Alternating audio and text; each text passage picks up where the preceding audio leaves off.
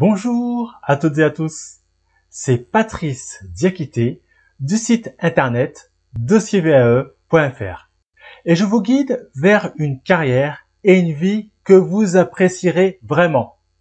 Dans la vidéo d'aujourd'hui, nous allons examiner 3 outils pour votre oral. D'ores et déjà, vous pouvez donner un coup de pouce à la chaîne, abonnez-vous, partagez-la avec vos amis. Je vous partage tout cela après le générique.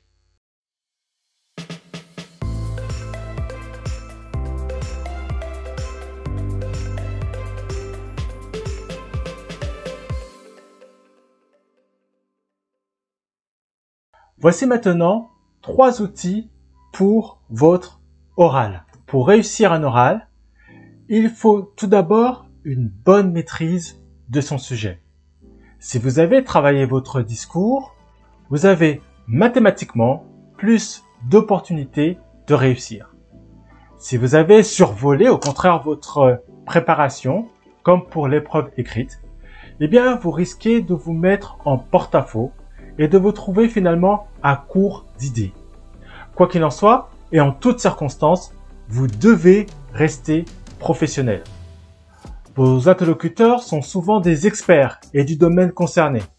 Vous devez donc avoir la même attitude qu'eux, c'est-à-dire avoir une attitude professionnelle.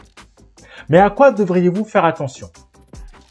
Premièrement, aux éléments de langage. Est-ce que vous utilisez un vocabulaire adapté? Est-ce que vous êtes précis dans vos propos? Deuxièmement, la structure de votre présentation. Avez-vous construit un plan cohérent? Est-ce que vous avez respecté les consignes de cette épreuve? Et le timing?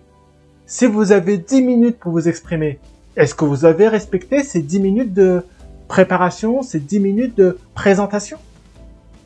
Troisièmement, votre posture. Avez-vous la posture adéquate pour l'examen?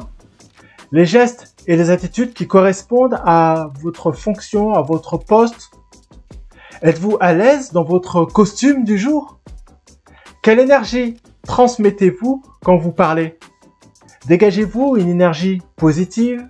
Une énergie confiante? Quelles émotions faites-vous passer? Que ressent votre jury en vous écoutant?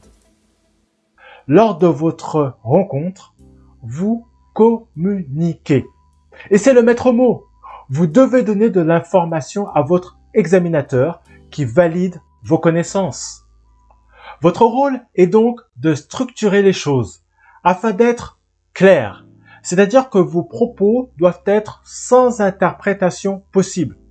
Ils doivent être également concis, c'est-à-dire épurés et sobres. Et bien évidemment, il est attendu de vous que vos propos soient précis, appropriés. Lorsque vous répondez à une question, il y a 3 étapes à respecter. Introduire, développer et conclure. Dans l'introduction, vous devez donner immédiatement à votre jury l'envie de vous écouter. Vous devez démontrer l'utilité de ce que vous allez dire et annoncer le contenu. Le développement de votre idée doit être nourri et s'appuyer sur un déroulé logique avec des mots de liaison. Il doit être également fluide et montrer que vous maîtrisez votre sujet. Pour la conclusion, vous pouvez résumer votre développement par exemple.